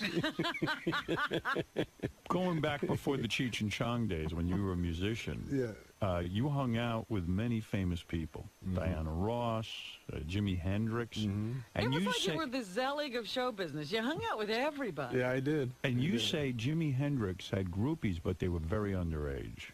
Oh, yeah, he had crazies. They're not groupies, they're crazies. Crazies. So it wasn't his fault they were hanging around. They just found him. Oh, yeah. I mean, he attracted everybody. Yeah. How old were the girls he was banging? Oh, who knows?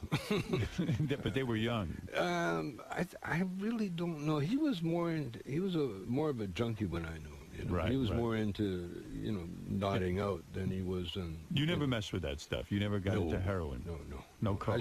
I've seen too many casualties. Right. Jackson 5 you hung around with? Yeah, we discovered him. You discovered that? Everybody now has discovered the Jackson 5. No, we Diana, really did. No, Diana. Gladys Knight. No, Diana Ross discovered us. Right. Is that true? The Supremes came down to the club we were playing at, and she saw us, and she called Barry, who she was doing a thing with. Right, yeah. And Barry flew to Vancouver and signed us on the spot. And then forgot about us. Then we had to pack up and make our way to Detroit. But then we got on the road after I did the song "Does Your Mama Know About Me?" We're on the road, promoting it, and we played in Chicago at Regal Theater. Is it there? Because you guys in your movies, and that's where we found the Jackson Five. They opened for us. Oh wow! And and you told people about them? No, we took them. Bobby Taylor actually had them stay at Bobby's house for a month before the Motown hierarchy song. Does it make you sad to see what had happened with Michael Jackson? That he's kind of like a freak. I've known Michael ever since, when he was a little 10-year-old kid, standing in a little box, combing his hair in the dress, And I've known Michael really, I've known pretty intimate, I knew him. He was at the top of his game when he was that age. Yeah. Right. And he never really got away from that age, that feeling. He was bigger than anybody at that age. Right. And then all of a sudden he grew up. But he still childlike. He still wanted to be that age. Yeah, he didn't want to get older. No, he was Peter Pan. He really was Peter Pan. Yeah, it's sad. But the rest of the family was kind of wacky too. Well, yeah, you're from Gary, Indiana, and all of a sudden you got millions of dollars. You're going to be wacky. You know what's funny with you guys, though, in your movies, you made it out like you guys were shitty musicians. Like, whenever you guys would start jamming with your guitars and stuff, it would always sound crappy. Work, So it was a put on. You were a professional musician. Yeah, it's for humor, Yeah, right. That was the only thing I had against Cheech, going on duets. He was trying to be serious, Right. And I try to tell him before, always be in a character, Right. A funny character doing the music, because, Once nothing more boring than a real good musician being a real good musician. When you were a musician, is that how you met Bob Dylan? No, Dylan came over to the house when I was a comedian. When you were a comedian and you were famous. Had a nice house in Malibu. Dylan was a fan of Cheech and Chong. Well, no, actually, Dylan, we had a mutual friend, a guy named Bob Gilbert. Right. Was this artist that built Dylan's house, and he built my house and Cheech's house and boats and everything else. And he was like a little go-between. And I was having Tai Chi lessons at my house. And Dylan's wife, Sarah, was part of the Tai Chi class. And then Dylan came over one day to play basketball. He liked basketball. You played one-on-one against Dylan? Cheech and I and Dylan, we all played. It was like a one-on-one thing. One-on-one? What, not a game of horse, but you would just play whoever scored 5 baskets first? Yeah. Did you beat Dylan? I don't remember. I think so. Really? All I remember is Dylan tried to drive by me, and I dumped him on his butt. It was sweet. Just bam. Was it that one time, or did you become friends? No, we're like, as much as you can become a Dylan friend, he's a weird guy. Oh yeah, like you guys are weird. He's almost weirder than you, man. Almost. No one's weirder than me. You've met all the Hollywood greats, all the big rock stars. Is everybody weird? Yeah. Oh. Okay. Yeah. Basically. Who isn't weird? Basically, yeah. So you beat Bob Dylan at basketball, probably? Oh, just that one time. One time, yeah. And that was it. And then we went into my steam bath, my sauna, and we hung out there for a while. With Dylan? Naked? With Dylan, yeah. You were naked with Dylan? Yeah. And he didn't try any funny business, did he? He didn't reach over and... We're not telling that. Was it weird to meet a guy one time and then say, hey, let's get naked and get in the steam room? It was very weird. It was Bob Dylan. It was very weird. Yeah. Because he seemed really young. Yeah. And you said to him, hey, man, let's get in my steam room. Was it you, Cheech, and Dylan? And Bob, yeah. Naked? Yeah. That's weird, man. Yeah. You were naked. That's sweating. Three of you. Sweating. It's a whole different thing. It's kind of creepy, you know? Was Michael Jackson in there, too? And I would be creepy. No, Michael would be busy if he was around me. Who is the greatest comedian that ever lived? The greatest comedian? The greatest. Who was the biggest influence? Seen, let's say. Red Fox. Red Fox was your biggest influence. Red Fox was the greatest. I've seen Red Fox a couple of times. I seen him do 2 hours. Wow. One time, and he got the crowd up. He was funny. And then he got so terrible. He got so bad. He took them down that they were leaving. And he went to the door and opened the door for him. What was the problem? And they ran out. Do you think he didn't know when he was funny? Or? He knew. He had that control. He could do anything he wanted with an audience. But why would he want to make them hate him? Because that's part of the game, you know. Get bored. Get them to love you, and then get them to hate you, and then get them to love you again. Really? It was so easy for him. He played games like that. Steve Martin. Yeah. Steve Martin's in that caliber. Yeah. Steve Martin could take any audience and do anything he wants with them. Wow. I mean, yeah, they say in the early. I read his book, Steve Martin, and in the early days, he describes his learning his craft. It was like science to him. Yeah. Fucking with the audience and seeing what the hell he could get out of it. Well, he had the best teacher, an empty room. You know, no one coming in, and you had to do your comedy. Yeah, it's almost impossible to learn how to do that in front of a huge crowd. No, you can't. And Lenny Bruce was one of your influences too, right? I would think. Big time. Yeah. But Lenny wasn't of the same caliber as Steve Martin or Red Fox. No. Wow. I mean, what I'm talking about is, most comedians can make you laugh for a while, you know. Right.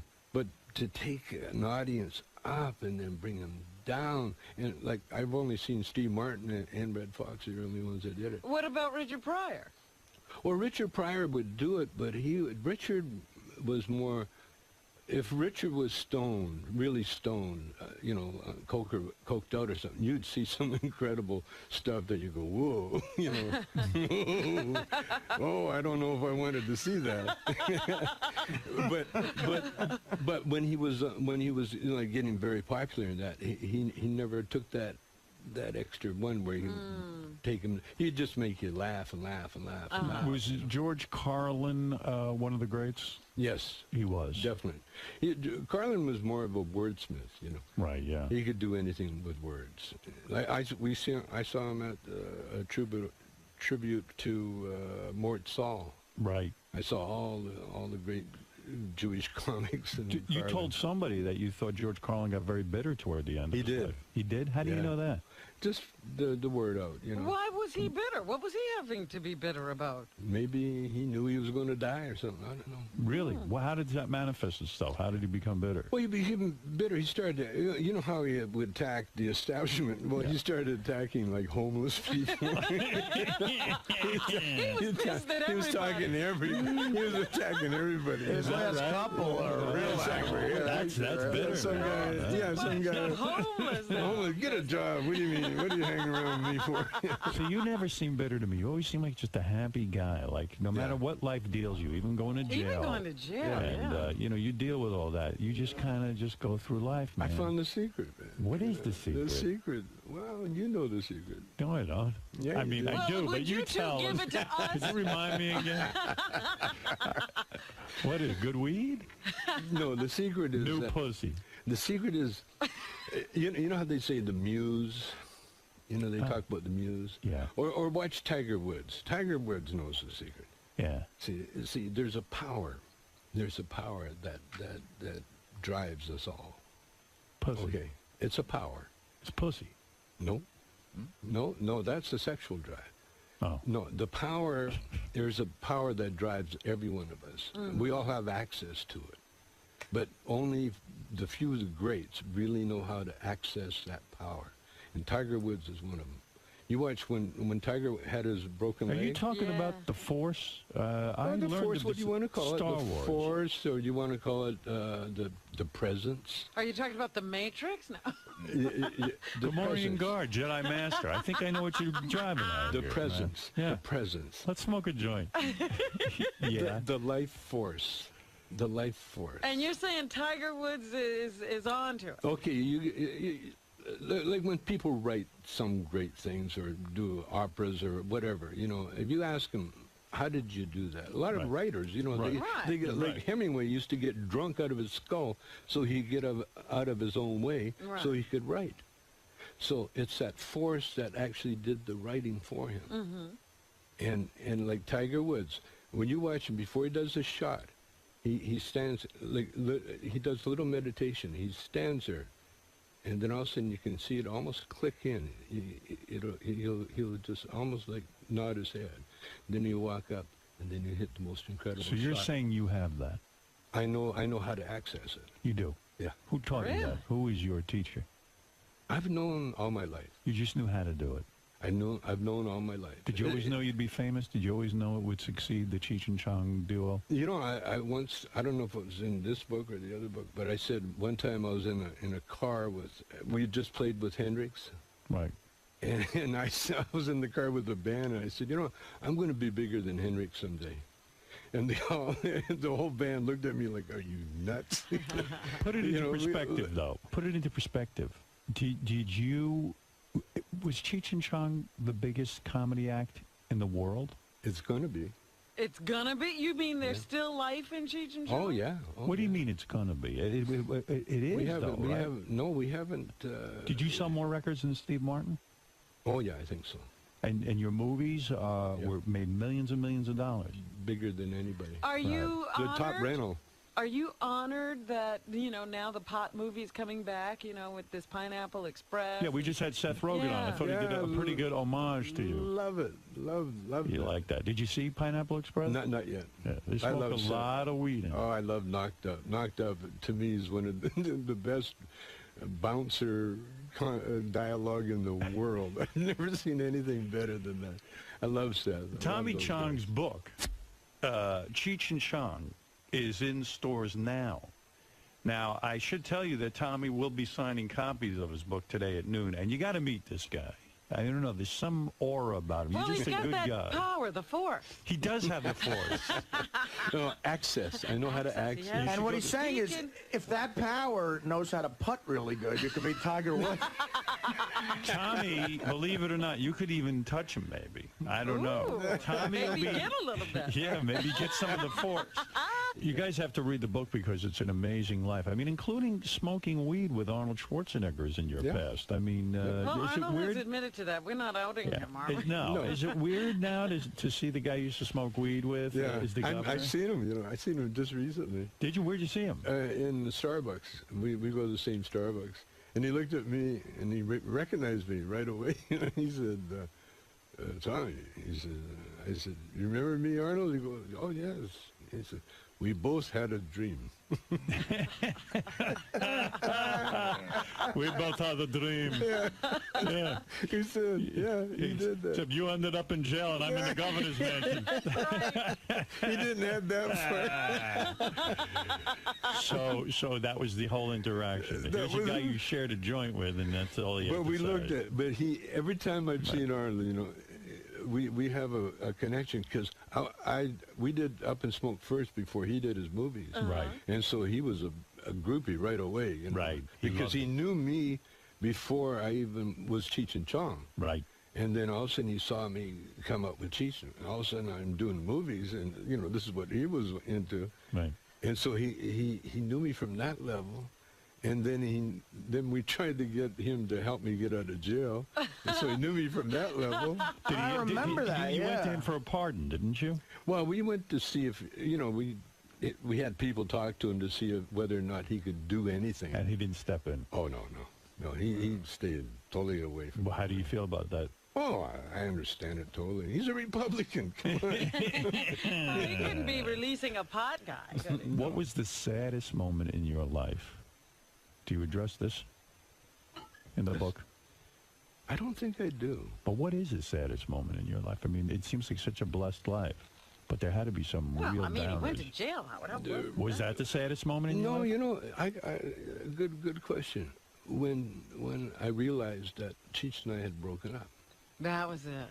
When I went to the movie, when I realized that he was doing another movie without me. And I actually come across, they were shooting a location scouting or something, and I come across the whole crew that used to work for me, and there was Cheech, and they just kind of went, "Hey, how are you doing?" They just walked on by me, and that was the saddest. That was the saddest time. broke you two up? He did another movie. What was that movie? Born in East L.A. Yeah, Born it's in a East good LA. movie. And he never even told you. He just said, No, he told me. He did. He says, I got offered a movie without you. Wow. And I'm going to take it. You felt that was betrayal, didn't you? Oh, yeah, big time. Is that the one he did with Eric Roberts? Roberts? No. Did you say to him, hey, Cheech, wait a second. Come on. We got a huge thing here. We beat all the odds. It's funny. You know what I said? How about the act? What about our act? He says, you got it. He gave it to me. He said, you got it.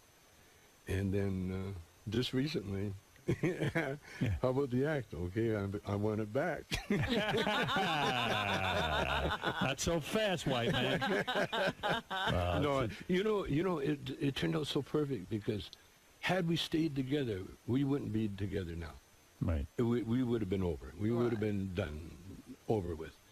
But the fact we broke up at the height of our movie career and everything enables us to get back together now. Yeah, it's like that's painful. Business. You're absolutely right. This guy was your bro. This was your number one guy. He slept on your couch. It was my career. Yeah. I was a movie director, directed like 6 successful movies. All of a sudden, without Cheech, I don't have a career. Right. I had no movie career, so I had to go back on stage. Here's what I predict is going to happen.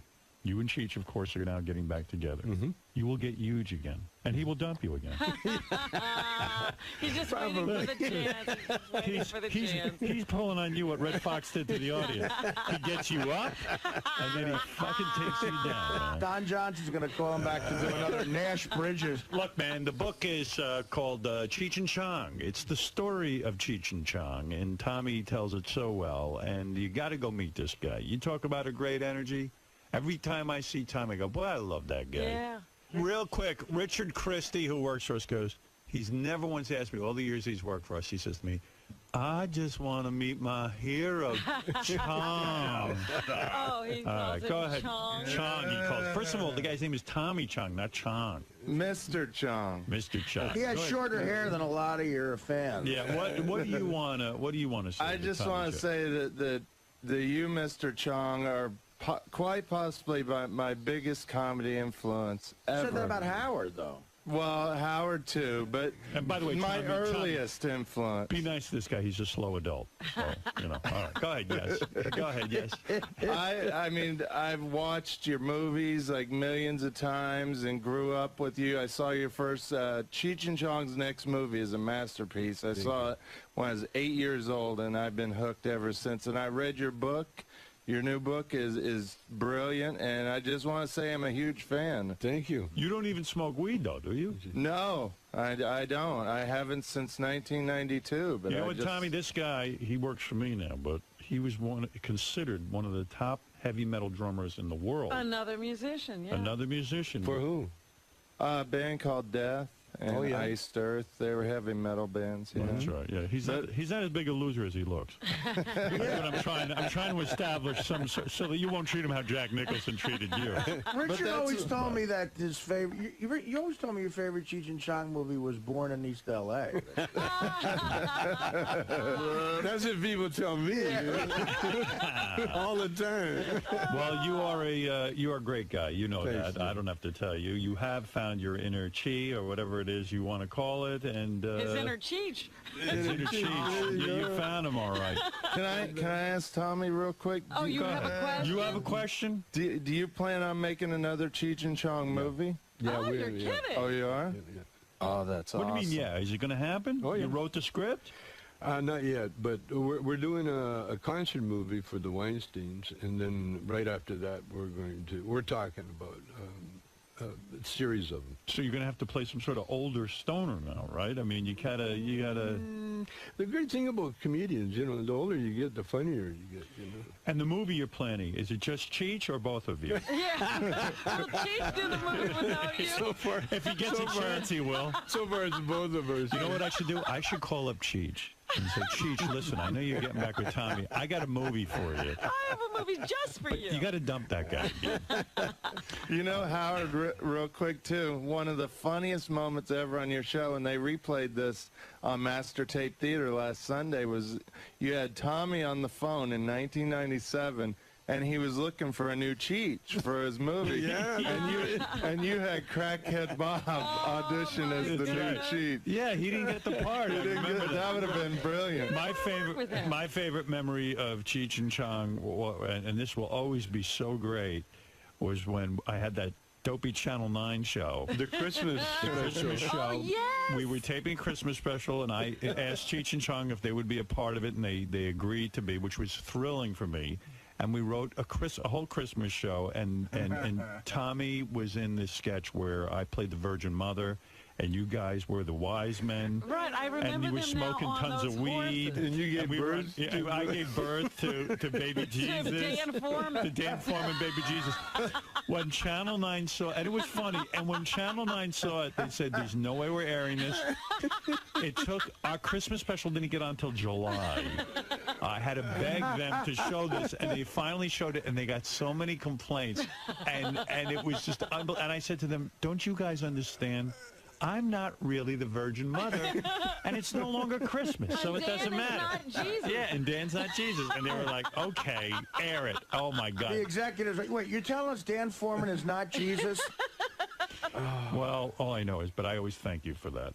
And there's a million great memories in the book. Go read the book. I'm not kidding you. And go see Tommy Chong. And go to CheechandChong.com to get all the tour dates and everything for their reunion, which we will go to, right? Richard, we'll all go. Absolutely. We should all go. Yeah, well, I'm going without Richard. Oh. No, I will go with you. At Radio City, that would be great. Tommy, great seeing you, man. Thanks, man. Tommy, how'd it go, man? Oh, as usual, incredible. You've been coming on the show for years. What is it about Howard's show that you like doing? Well, Howard, is Howard. There's no one else like him.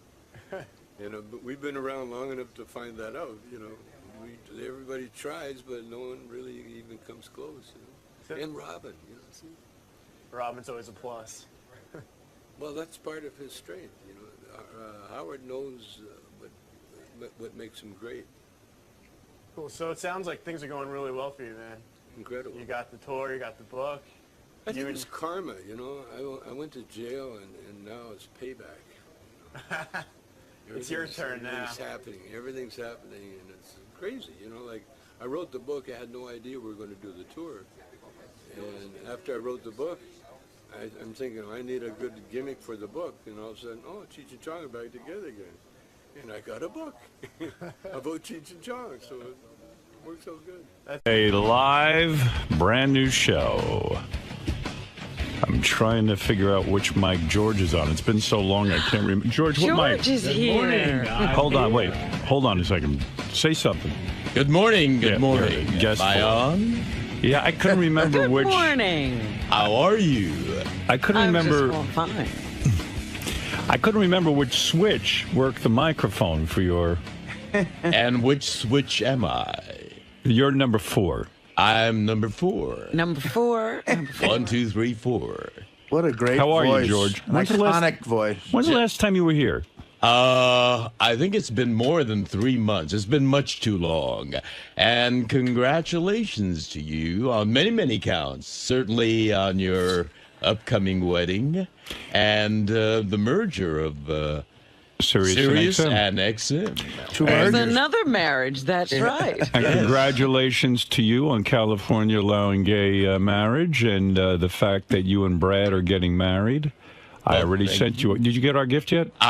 No, not yet. Yeah, okay. We've been out of town an awful lot. Oh, all right. But yeah, I'm a happy guy to be hitched to the guy I love with loving family and friends surrounding us. How much happier can one get? It almost became like the biggest thing in your career, even bigger than Star Trek or Heroes. I'm telling you, the way the press covered it, we weren't quite prepared for that. We were just swarmed by that massive media coverage. Well, there's you, there's Ellen DeGeneres. Yes. And last weekend. Yeah, I mean, that's it. Here gay marriage went through, but they needed to put a famous face on it. And you guys were right there. You became the spokesperson.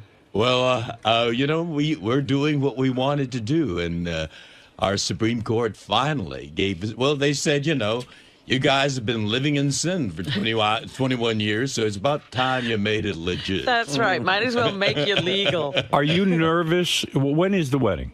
It's the 14th of September. Okay. Next month. Did you get a marriage license yet? Oh, that's when we got that massive media coverage. I see. So we do have the license now. Now, when you get a marriage license, because I've been looking into this, you've got to. Oh, you haven't gotten yours yet? No.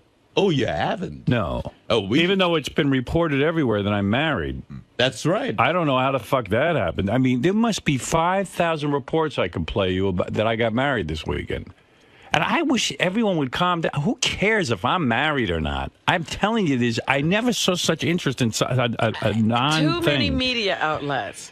Yeah. And they That's love what to it get is. it wrong. Yeah. I mean, they had us already married, too. Is All we that did right? was get the license.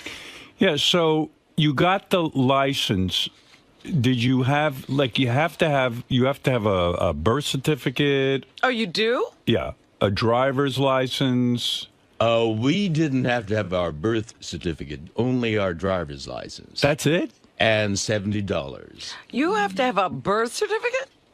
Oh, yeah. You have to have, there's 4 or 5 things you have to have from each column, and you have to match one of the columns. Really? Yeah, Not in California. You have to have a birth certificate, a driver's license. I've got to have my divorce papers. You're I want you to prove that. Yeah. You have to prove you're divorced. It's a whole fucking deal. I thought of a couple loopholes though for George. You could, I think, they just specify gays getting married, not 2 men. I think you could have said. No, they said marriage equality. But I person think you has- could have years ago gotten married and just said you guys weren't gay. You just were 2 guys who wanted to get married. No, you couldn't. What are you talking about? Yeah, you just say, look, we're not gay guys. We just Hey. want to get married. So when my question was, when you went down to the, City Hall. the city or wherever hall, you go. did you have any thoughts like, wow, this could fuck everything up, this could mess it all up?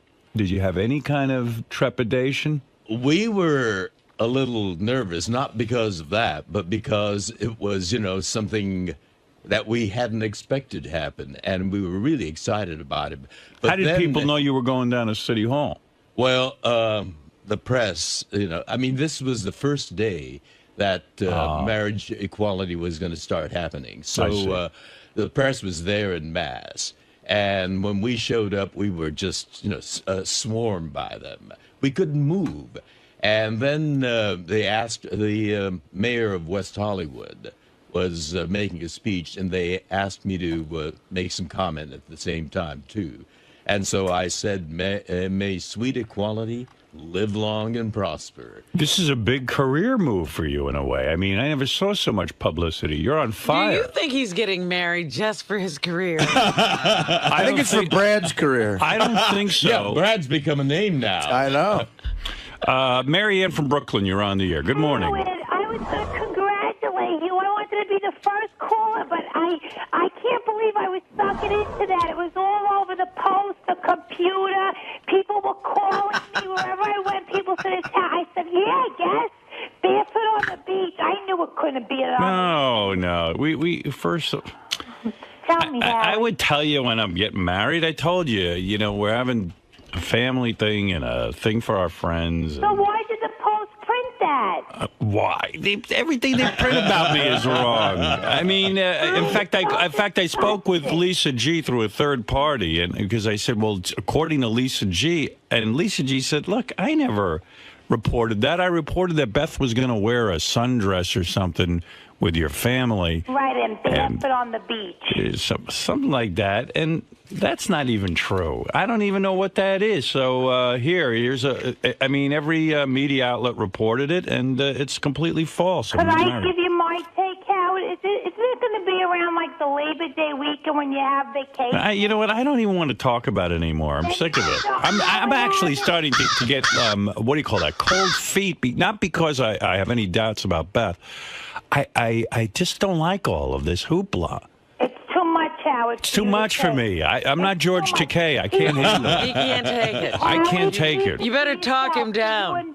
It's for you and your family to be I should have just taken her off somewhere and married her. It's what I wanted to do. I love you so much, Howard. I saw your Thank tattoo on your ring. It's hot, sexy thing, Howard.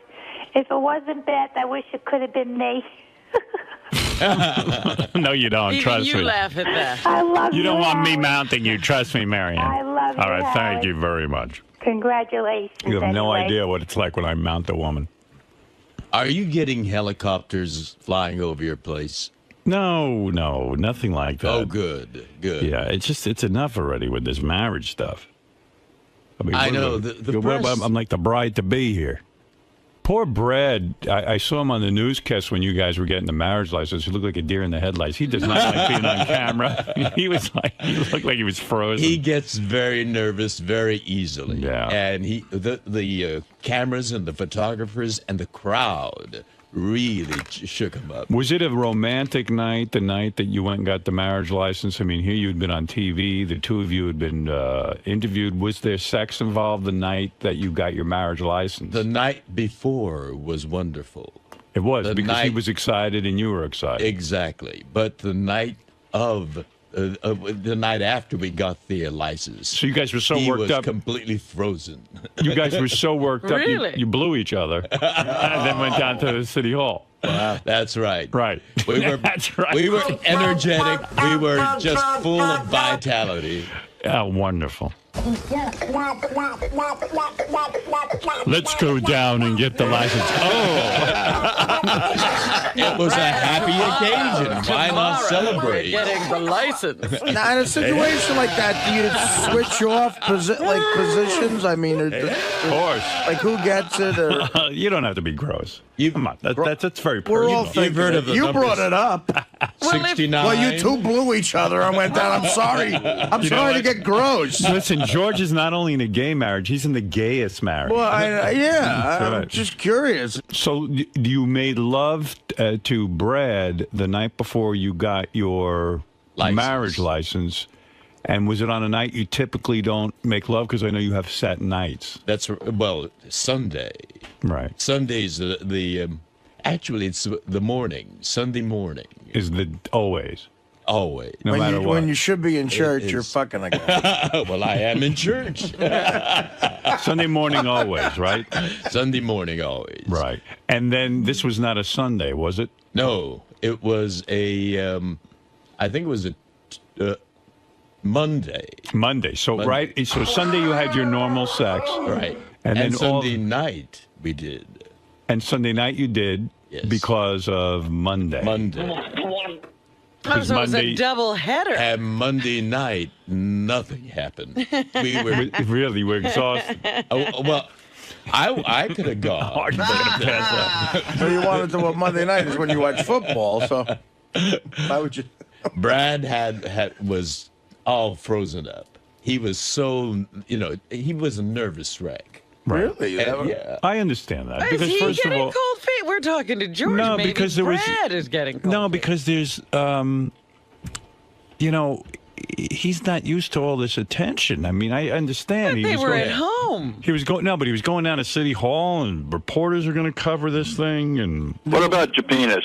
The one show, Thank you. Good Morning America. I think it was Good Morning America. You guys were next to each other, and Brad, he had a smile concreted to his face. Yes, that expression never changed. And he kept you guys did look like the happiest two people alive. We did feel Which great. was nice. Brad looks like a guy who's not out of the closet and just got outed. He's just like,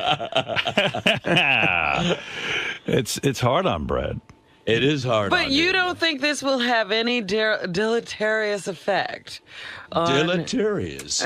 It's going to be a joyful thing. You don't see it changing at all when you say those vows and now you're committed to each other? Well, we've never gone there before, so we Right. don't know what's going to happen. But I know, for me, it's going to be wonderful. All Because right. we're going to have our family and friends. How that many people are you inviting to the wedding? Well, we're getting married in the Democracy Forum of the Japanese American National Museum, and the capacity is 200. Right. And, we have a long, long list of dear friends. So we feel terrible that we couldn't invite them all. You guys are invited, but Yes, I thank you. know that, you have a show on Monday. We sent our regrets, but we did send a gift. Oh, bless your heart. Thank you so much. That's very thoughtful. We haven't seen it yet, but we appreciate it very much. It's very kind of you. And I made a Artie, donation. Yes, I know. You were so generous. Thank you. And that's very important what Artie did, because... What did he do? He gave a very generous donation to the Human Rights Campaign. Well, that's what it said. In the card, it said you could either send money or... In lieu of a gift, actually, which was very nice. It said you could donate to the Human Rights Campaign, and that's what I did. But Artie was on heroin at the time. I didn't mean to write that check. No, this was before heroin. Well, that was why the sum was so generous. By the way, George. Oh, is that why? No, I'm always generous, George. And the reason for that is, there's a ballot measure coming up in November in California. People who want to nullify the Supreme Court's ruling and take away our marriage. Oh, no. And Artie is helping us You mean as soon as you get married, you could be nullified? Well, we're gonna fight it tooth and nail. Did you believe people are wasting their time? Really? Arnold Schwarzenegger, good for him, is on our side this time. Finally, he got on the right opposed to side. it. Well, remember on this show, you yelled at him and you told him off. And it obviously got through his head. I'm sorry I brought that name up. Yeah. King of all blacks, you're on the air in Ingleside, New Jersey.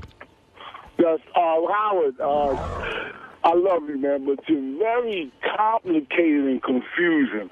I don't understand why if you have beautiful kids, all outside the broken record, you have beautiful kids, why would you deny her of having kids?